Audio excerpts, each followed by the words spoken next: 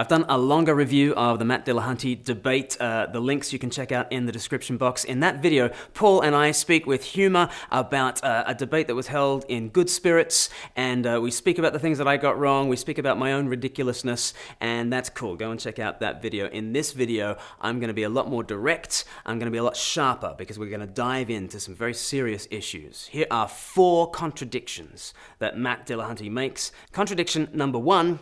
Can we measure well-being or not? In the debate, I discuss thousands of studies that correlate religion with well-being. I discuss all these meta-analyses of data that show that intrinsic religiosity is positively correlated to societal well-being. So when you look at the studies, you see that those who have an intrinsic religiosity, that is, those who identify as religion's the most important thing to me, it helps me to frame the rest of my life. If you ask those people on any kinds of measures of reproduction, how many babies do you have? Longer life? Are you happier? Will you have more of a resistance to depression, to recovery from illness, recovery from surgery? Do you have a resistance to divorce, to suicide? Happier? Healthier. They give more money to charity. They give more money to secular charities than secular people do. They give more time to secular charities than secular people do. They give more blood than secular people give. All these things have been demonstrated in thousands of studies. But Matt comes back saying, but if you do a Google search for religiosity versus societal health, there's a study that was done years ago that was in the Journal of Religious Education. So I'm going to get 2005. Is it Gregory S. Paul? Yes, Gregory S. Paul. Yeah, which paleontologist. Shows something different. But yeah, in any he's case, a paleontologist who was actually hacked off with creationists. You go to Wikipedia and you find Gregory S. Paul. But that's all about Gregory S. Paul. I'm talking about his data. You've been quoting him for 15 years, though. I know, but I'm quoting his data, not him. Yeah, but he's one study against thousands of others, and he swims against a tide of literally 89% of the studies show that everything goes in the other direction. He did because a number of the things that in the studies that you would cite, I would also have a problem with their methodology, because when you talk about, first of all, you've got the issue of self-reporting. How happy are you? And we know, for example, especially from ex-Mormons, that groups like Mormon culture encourage people to, because they are representatives of the church, to present themselves as happier when less problematic. Now, who knows what the actual truth is there? And I'm not saying what the truth is. What I'm saying is there's an issue with self-reporting. There's also an issue with what is the real foundation here. There are problems, see? It's difficult. We're hazy. Who can say? On the question of whether religion in the past has caused well-being to increase, Matt says we can't really rely on the studies. But on the question of a proposed genocide in the future, well, you'd have to look at the data. The process that I'm advocating for is for us to figure out what shared foundation we have, if any, which we'll find something shared, and show which one of us is more in conflict with and which one of us is more in keeping with that foundation. Is it always going to be the case? No. But you asked how you would actually solve that, and I would. And if well-being is the metric that we're using, yeah. And if Hitler could say, oh, we are so much better off without the disabled, you have no idea. We're soaring our industry, our numbers are through the roof. Our well-being is doing incredibly well once we eliminate the sick, the weak, the handicapped. Is he right at that point? Well, that's when you go through and you talk about what data are you looking at to define well-being, because what data? Yeah, you're having that conversation about the data. So can we measure well-being or not? When it comes to our past, Matt says we cannot rely on these studies of religion and how it relates to well-being. But when it comes to the future and predicting the effects of a genocide, let's have a go. Let's get the studies in. There's a contradiction here. That's contradiction number 1. Contradiction number 2, is Matt a humanist or not? On the one hand, Matt is very upset when Jordan Peterson says that we tried secular humanism when the Soviet Union was in power. When Jordan Peterson and I sat down, I pointed out that there's never been a secular humanist government, and he tried to say that the Soviet Union was, and he just doesn't understand what secular humanism is. That wasn't secular humanism. That was basically state-enforced atheism. On the other hand, I define Humanism 101 for Matt, and he cannot affirm it. All human beings are worthy of provision and protection. All of them. Right? Would you agree with that? All members of the human family, no matter what their achievements, no matter what their attributes, all members of the human family are worthy of all provision and protection. I have no idea. Mm-hmm. That's a problem. Well-being is not just what's my aren't financial those people's well-being. lives worth something, even if they didn't produce a cure for cancer or great works of art? Even if they just, sat around and consumed all the resources that all the able-bodied people were doing. If somebody sat around and did nothing but consume, I don't know how you could consider that as adding value. You have to point to something where they're adding value to society. So they have to achieve, they have to add value. But they don't have value. Yeah. I think Matt needs to hand in his humanism card. So is Matt a humanist and Jordan Peterson doesn't understand what humanism is? Or is it the case that Matt himself does not understand what humanism really entails? And is Matt, in fact, a lot closer to the nihilism which Jordan Peterson warns about? Contradiction 3, is there objective morality or isn't there? Matt wanted to get into the slavery question on a number of occasions during the debate. Take the best ideas wherever you find them, get rid of the rest.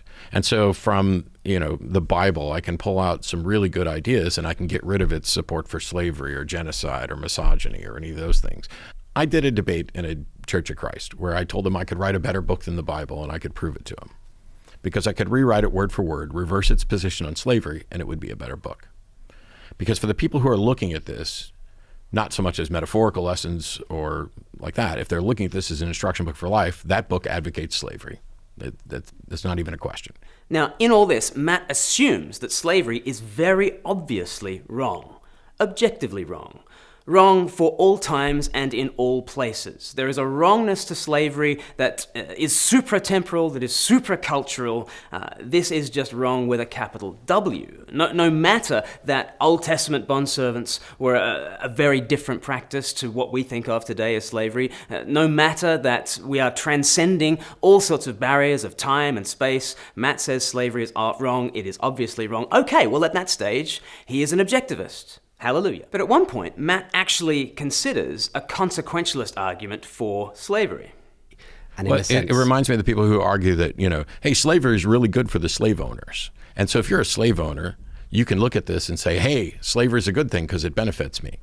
The problem is that when you look at the larger picture, it's actually not necessarily good for the slave owner. You see, slave owners did make those arguments vociferously. They were consequentialists back in the day, and they were telling people it is econicide to abolish the slave trade. It cost the British government £20 million in their old money. It was 40% of the budget. It would be £17 billion in today's money. It was a debt that the British government took on that it was still paying off in 2015. Okay, well-being defined economically, which is the way that all the vested interests would want to define it, well-being defined economically would go through the floor if the slave trade was abolished. All the consequentialists were slavers.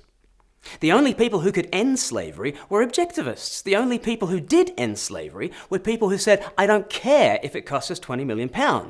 There is an intrinsic value to each human being, including the slaves. They were the only people who could abolish slavery. They were the only people who did abolish slavery. And they did so founded on the objective values given to them by the Bible.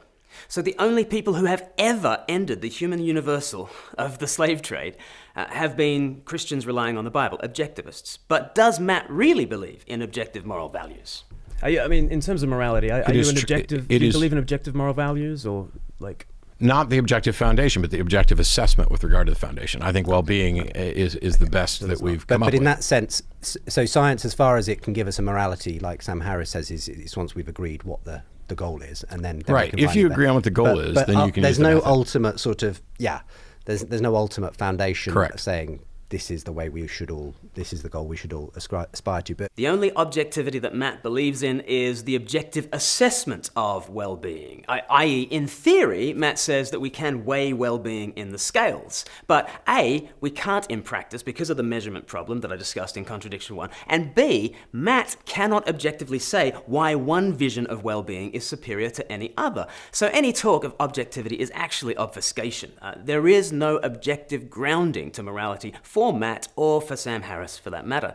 Which leads Matt to the bizarre position of acting like an objectivist as regards historic slavery, but a relativist when it comes to modern genocides. I raise a modern genocide. So, in the news here in the UK, just recently they brought in a non-invasive prenatal test for Down syndrome. And it had the reliable effect that everybody knew it was going to have. As people knew that they were going to have children with Down syndrome, they aborted them at ever higher rates. And yet the headlines said, children with Down syndrome down 30%. And it sounded like people had found a cure for Down syndrome or something like that. They hadn't found a cure for Down syndrome. They'd just drawn the circle around humanity and kept those with that condition on the outside and wanted to eliminate them. And that to me is a very chilling way of proceeding with a kind of a humanism, because that's always the danger. Like, who is us? Who are those who we are going to grant with the right to life? And who are those who we are going to say, they do not qualify? And it's always tempting for the humans to say, okay, it's the strong who will make the decision, and it's the weak who must take the hindmost. What is it that's going to stand up for all humans, regardless of capacity, regardless of attributes, regardless of achievements? Who is it who's going to stand up for all humans and actually be true humanists and grant them human rights too? And I ask whether we should grant universal human dignity even to such weak ones. All human beings are worthy of provision and protection. All of them.